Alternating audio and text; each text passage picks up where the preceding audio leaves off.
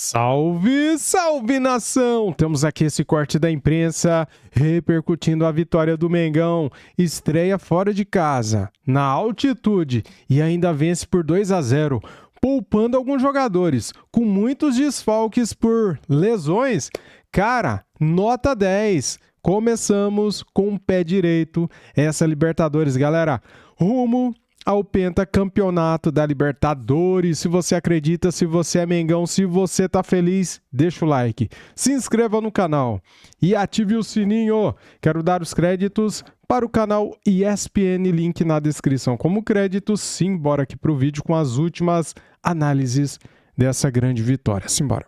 A gente agora dá sequência ao Sport Center mostrando o Flamengo, que ontem é, claro, o atual campeão, tetracampeão, e ontem conseguiu vencer a partida jogando lá no Peru. E a gente tem o Flamengo, então, na altitude. O Pedro Henrique Torre falava mais cedo sobre isso. 5 jogos, 5 empates, 9 derrotas. O aproveitamento não é muito positivo, não, mas o que importa... 5 vitórias, 5 empates e 9 derrotas. Então, pode fechar nossa tela, é que ontem venceu e estreou muito bem na competição.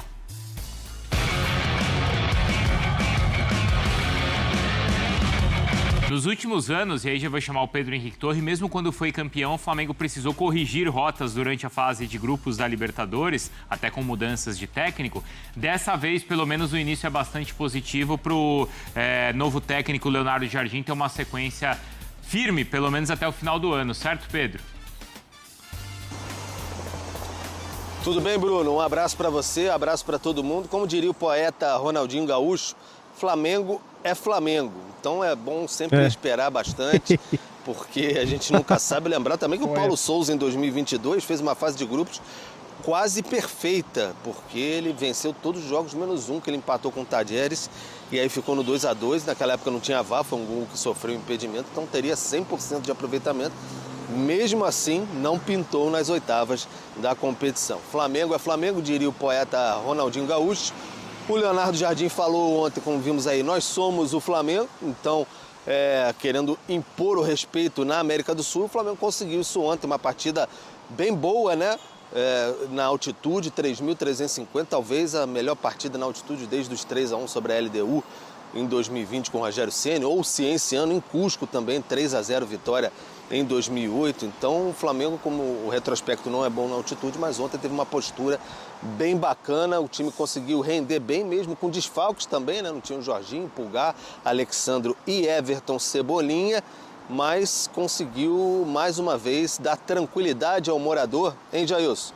E sempre com a turma de 2019 ali, botando aquele prato cheio de comida na mesa para os rubro-negros se refestelarem. Ontem não foi diferente. Bruno Henrique e Arrascaeta, os remanescentes de 2019.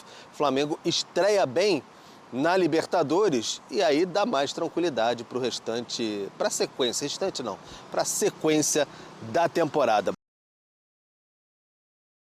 Os números do Bruno Henrique no jogo de ontem, para ver como ele foi importante até o momento, claro, em que esteve em campo. Então ele fez um gol, finalizou 3 vezes, 2 no alvo, o primeiro então liderando o ranking do time, em ações na área do rival também, duelos vencidos, faltas sofridas e ações defensivas.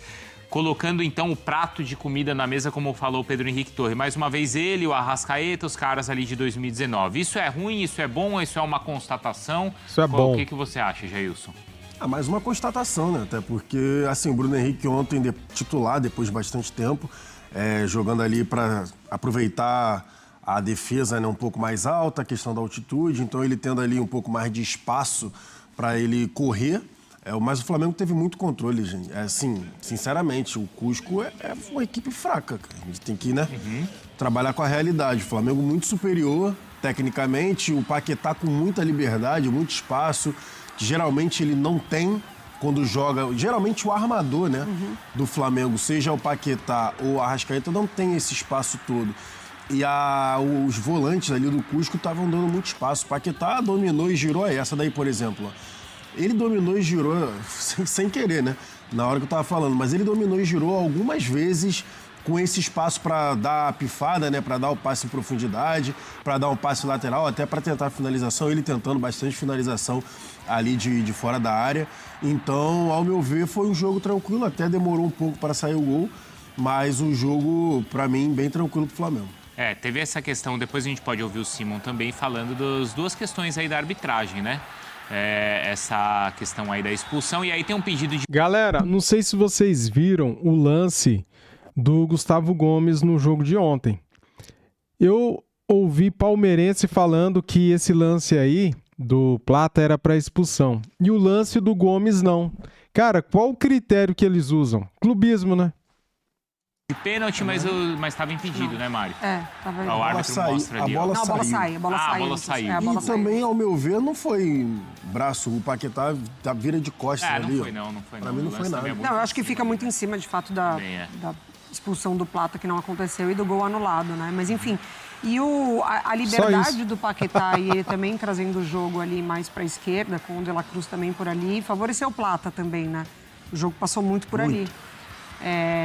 O Flamengo estava muito à vontade, assim. Mesmo na altitude, o Flamengo estava muito à vontade. Me chama muito a atenção o número de 19 finalizações e 10 no alvo. Assim, tinha muita liberdade para atacar e aproveitar, de fato, a qualidade, né, dos jogadores nas finalizações.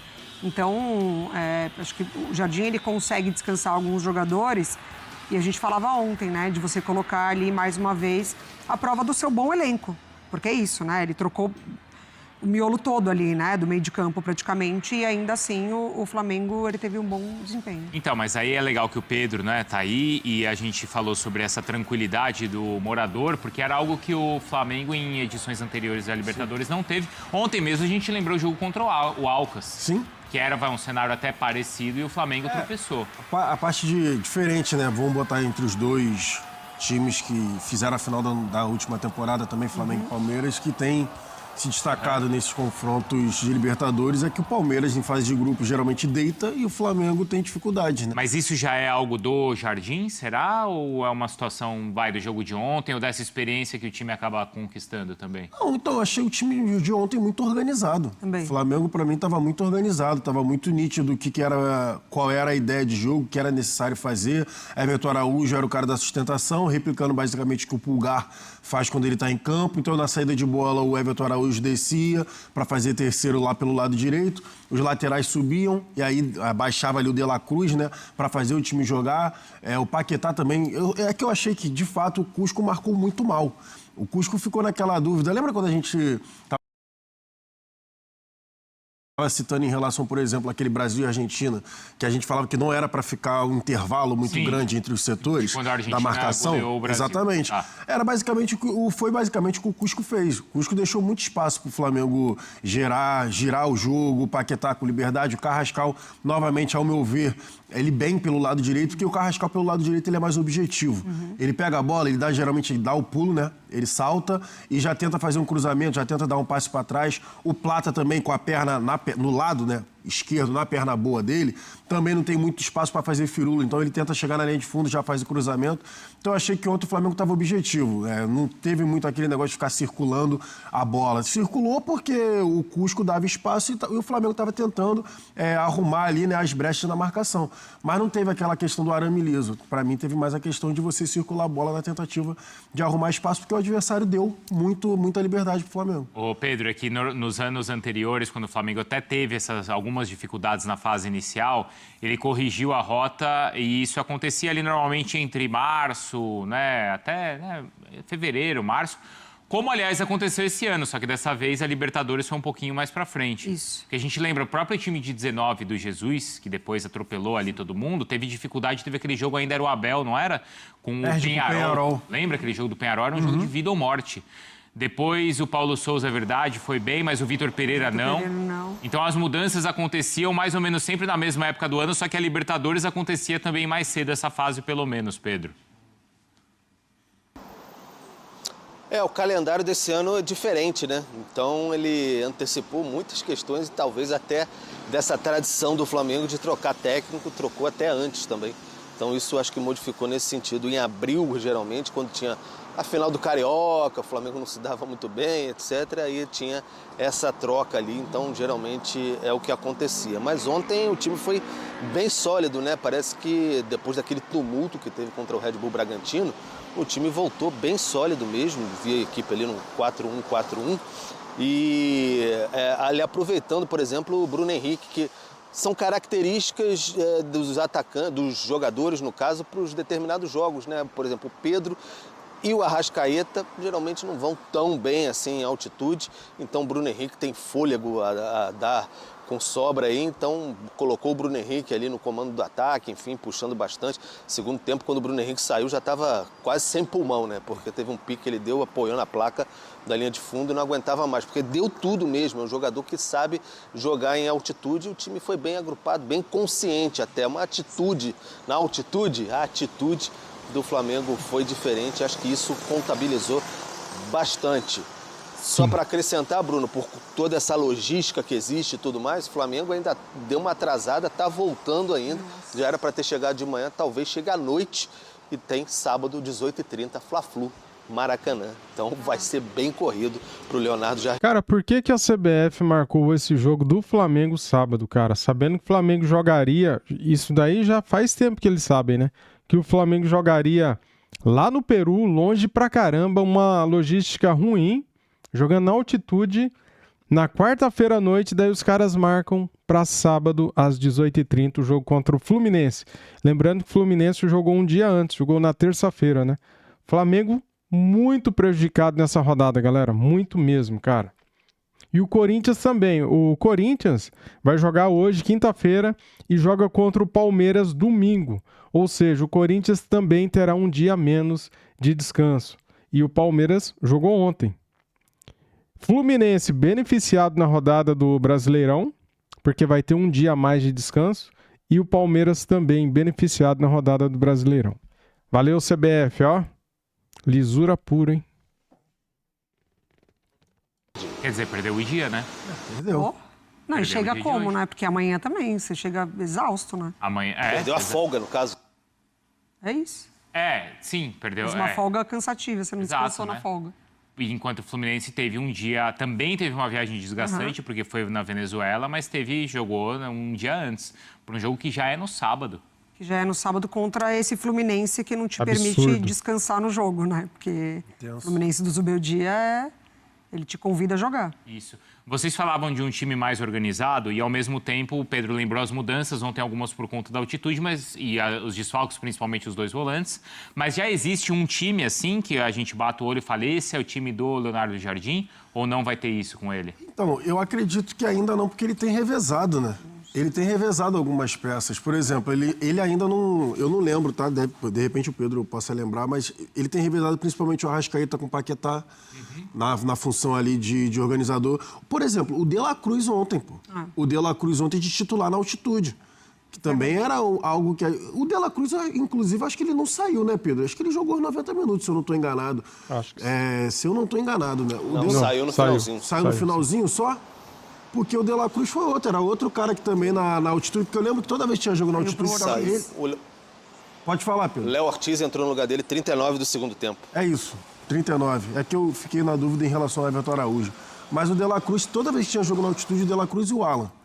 Eles não atuavam. Sempre tinha essa questão do De La Cruz e do Alan. Então, jogou também bem. uma outra sinalização positiva, o De La Cruz atuando bem, jogou bem também. Mas não vejo, eu vejo assim, que o Leonardo Jardim, ele tem colocado as posições já, né, de alguns jogadores. Por exemplo, o Carrascal vai ser mais utilizado pelo lado direito. O Plata, ele já está utilizando mais pelo lado esquerdo. O Paquetá, talvez, reveze com o Arrascaeta para ser esse organizador. Bruno e Pedro. O Bruno Henrique e o Pedro. Então, acho que as funções estão bem estabelecidas com o Leonardo Jardim. Ainda nessa função ali de segundo volante tem o Saul, né? Tem o Saul, mas o De La Cruz também, que foi bem ontem, mais intensidade, né? O Jardim, ele falou ontem, não sei se o Pedro reparou, mas ele falou assim ontem, Mari, que o De La Cruz voltou muito bem da data FIFA. Falou. Então, eu não sei o quanto também uma questão aí dessa questão motivação, individual, né? De motivação, de preciso jogar, porque eu tenho aí 2 meses, né? Para uma Copa do Mundo. Um mês para convocação ali, sim. Para convocação, né? um mês para convocação. Porque tem jogador que já está garantido, tira o pé. Quem não está garantido precisa se mostrar, né? Total. Só que para ele pega muita parte física, né? Infelizmente, assim, Paquetá, né? Paquetá também, exatamente. O De La Cruz é um jogador que tem muita qualidade, foi uma baita contratação quando o Flamengo foi atrás, mas a parte física interrompe muito uma sequência para ele, né? Mas é isso, ele voltou bem mesmo da data FIFA. O Paquetá bem lembrado, Pedro, porque depois dos últimos jogos da seleção a gente não tem a gente talvez não imagine uma garantia do Paquetá na seleção como em outros tempos a gente já imaginava, né, Pedro? Me parece agora que ele até corre para tentar superar uma vaga ali. O Danilo foi muito bem, né, na última data FIFA, então fica como uma grande ameaça. Mas eu não sei, o Jailson, ontem eu vi o time num 4-1-4-1, o Paquetá jogando, começou um pouco mais pela direita naquela segunda linha ali, depois avançava um pouco para a esquerda, circulando bastante. O time até quando avançava fazia quase um 4-3-3, então o Paquetá teve mais liberdade. Me lembrou, até citei ontem, o Paquetá na época do Maurício Barbieri, na época do 2018, que ele jogava ali ao lado do Diego e tal, que ele foi muito bem. Então foi uma posição ali que o Paquetá tendo mais liberdade. E acho que a questão do revezamento Paquetá-Arrascaeta nem chega a ser tanto tática, é mais física mesmo, para resguardar um ou outro jogador e ter essas duas possibilidades. Ontem é difícil ele ter, né? Exatamente, porque aí ocupa, né? Porque talvez se eu com o Arrascaeta em campo ocupe aquele espaço também, né? Quando tanto o Paquetá quanto o Arrascaeta, quando eles estão únicos, né, de organizador, como 10, eles têm o campo todo ali para flutuar. Ontem o Paquetá claramente estava buscando as costas dos volantes e os volantes do Cusco não perceberam. Porque ele ficou lá de um lado para o outro, os caras não perceberam o tempo todo. Mas eu também, eu tô com o Pedro em relação à parte física. Nessa questão também acho que é muito por conta de você evitar um desgaste maior das duas peças, mas eu também ainda acho que tem uma questão tática ali de ocupação de espaço, cara. Eu não sei como seria a montagem do Paquetá e do Arrasca juntos. E contra o Fluminense, mas aí, Jailson, ele não vai ter essa liberdade, né, contra os volantes do Fluminense. Pedro, pode concluir, tá? E a gente vai dar sequência aqui também aos outros jogos da Libertadores. Tá, não... Só para concluir, porque o Arrascaeta, ano passado, como ele foi bem gerenciado, ele jogava como segundo atacante, basicamente, entrava demais na área, por isso que foi tão artilheiro. Acho que tem esse encaixe, é possível. Inclusive, em 2020, no iniciozinho do Jorge Jesus pré-pandemia, ele começou a utilizar o Arrascaeta como segundo atacante num 4-4-2. Então, ontem o Arrascaeta entrou, ficou ali mais à frente, deu no que deu, guardou mais um. Valeu, Pedro. Obrigado, viu? Boa sequência aí. Galera, temos aqui os bastidores. Jogadores do Fla usaram oxigênio no vestiário, mas estratégia para a altitude funcionou. Como que foi isso, hein? Muito bem, o Flamengo ficou num quarto pressurizado, galera, para não sofrer com a altitude, né, na hora do jogo. Dá para dizer que o Flamengo tirou de letra o desafio de encarar os 3.350 metros acima do nível do mar na estreia da Libertadores. Mais do que o placar de 2-0 contra o Cusco FC na noite de quarta-feira, a boa atuação no estádio Garcilaso de la Vega deu ao clube a certeza de que a estratégia para a temida altitude funcionou. Já há algum tempo é considerado na medicina esportiva que para jogar em altitudes extremas, o ideal para times que não estão acostumados é chegar poucas horas antes da partida, de forma a minimizar os efeitos nos jogadores. Mas o Flamengo chegou a Cusco com 22 horas de antecedência, dormiu na cidade e apostou em um hotel com quartos pressurizados, com tubulações que aumentam a entrada de oxigênio de modo a minimizar a sensação de altitude em cerca de 1.000 metros. Léo Pereira aqui, né? O Léo Pereira deu entrevista ao GE. Quem dormiu nesses quartos e conversou com o GE disse não ter sentido diferença, mas só o fato de ninguém ter passado mal antes e durante a partida foi vista como um sucesso no Flamengo. A avaliação interna é de que os jogadores responderam muito bem à estratégia, que também contou com cilindros de oxigênio no vestiário, no estádio, né? Alguns atletas usaram no intervalo por precaução. A gente usou oxigênio, eu também usei, tentamos as manobras que temos para ajudar. Toda ajuda é bem-vinda, eles, os médicos, né? Estudam e sabem melhor que nós. A gente só obedece e tenta fazer o nosso melhor. Acho que conseguimos nos comportar bem diante de todas as adversidades na altitude. Estávamos bem concentrados e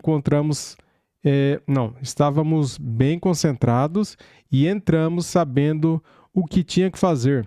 Um jogo inteligente porque na altitude pesa em determinados momentos do jogo, ainda mais se você ficar forçando muito a bola e quiser imprimir velocidade. Tentamos controlar um pouco o jogo e o saldo foi positivo, disse Léo Pereira. Tá, então, galera, top, né? Funcionou, cara. A estratégia do quarto pressurizado funcionou. Beleza? Galera, muito obrigado a todos. Se inscrevam no canal, deixa o like e ative o sininho. E até mais. Fui!